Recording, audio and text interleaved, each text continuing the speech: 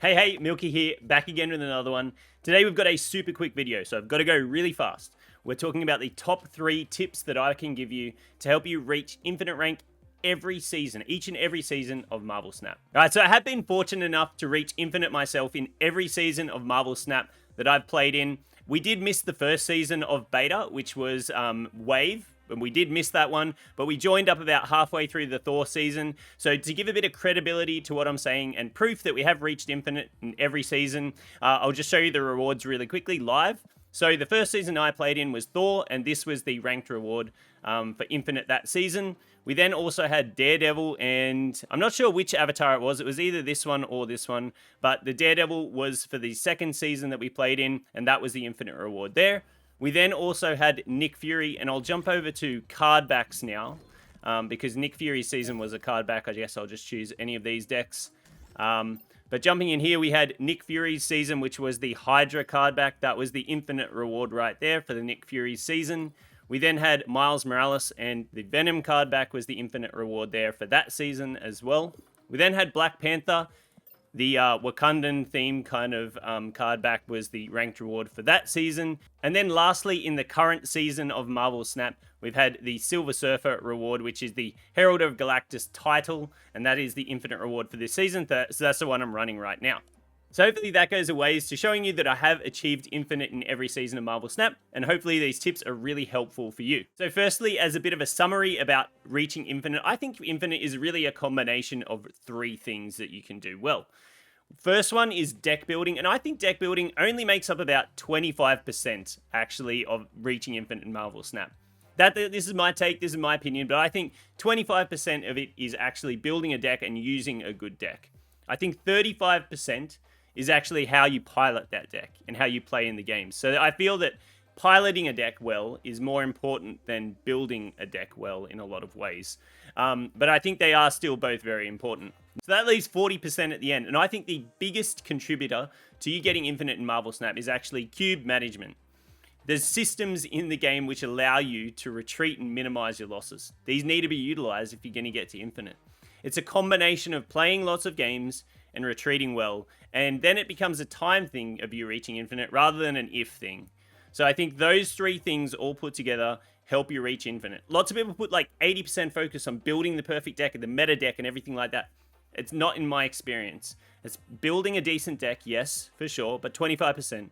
It's piloting that deck well, but it's also playing the games in smart ways and strategically, and being able to use the mechanics in your game to your advantage. So that leads me into my tip number 3, and I think this is the least important out of the 3, but I think it is still a top tip to have, which is deck building. 2 things to really quickly call out in deck building. I think there's something to be said about building consistent decks over high roll decks.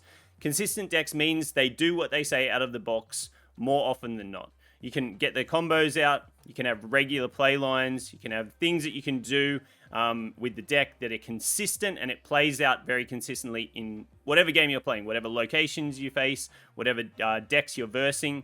Try and think about building a deck which is consistent, and sometimes that's a combination of you building a consistent deck, but also figuring out how it works with your play style.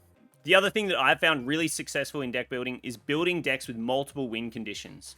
Not a single point of failure or a single card that you need to draw to win the game, because often 25% of the time you're not going to be doing that. So I think consistency with a combination of multiple win conditions in the deck, which allow you to, be flexible in terms of the locations, play lines, different decks you verse, is a winning formula for helping you to get infinite. Number 2, and I think this one is super, super, super important, is timing your snaps in the game. I've actually found in my experience that it's most beneficial to be snapping either on turn 3 or 4. Now this is a bit of a generalization, but in my opinion, these are the pivotal turns in the game when not only you, but your opponent is also making decisions about how they round out the game. Throwing another thing in the mix for your opponent to consider then can often either get you an early retreat, you take your cube, you move on, but it could also potentially turn into a 2 cube win or a bigger win down the track. Especially if your hand is lining up well. If you've got the early game, if your deck's doing what it's supposed to be doing, if you've got your hand lined up for the remaining turns of the game, you know what deck you're versing as well. Timing your snaps well, potentially even bluffing snaps on certain turns or certain interactions in the game, can go a long way to winning you regular cubes and help you just keep ticking over that cube counter for sure. The final one, and I think probably by far the most important top tip that I have, the number one tip, is utilize retreating. MarvelSNAP is very different than lots of other card games and other mobile card games as well, where you have this whole mechanic built around minimizing loss. And if you can utilize that to your advantage, you can go a long way to helping you climb fast, but also minimize your frustration in the games as well. I know you want to play out these cool combos. I know you want to see your deck played out, and maybe you do get the high rolls or the card draws you can at the end of the game, but in those games that you don't, and you lose 8 cubes or you lose 4 cubes or whatever it is, can be absolutely backbreaking and really stagnate your climb. So for me, I'm much on the other side of you being a little bit risk averse, and I think that the game really rewards that. So minimizing your losses, getting out of games when you should. If your opponent's snapping, even if they're bluffing, potentially, sometimes it's the right move to get out. And utilizing the retreating mechanic has served me super well in getting infinite. And to be honest, it's the number one thing that I can recommend that people do, is think about retreating a little more when you're in those sticky situations. All right, just a really quick video for you today. I really wanted to highlight this video as we have about a week and a half or so left in the season with the holiday periods. I wanted to get this one out, so if anyone is really trying to push and climb and reach infinite this season, that they have some tips and some tools to help them do that. Hey, we'd love to have you subscribe to the channel, so subscribe, like the video, it really helps us out. And until the next video, I'll catch you then.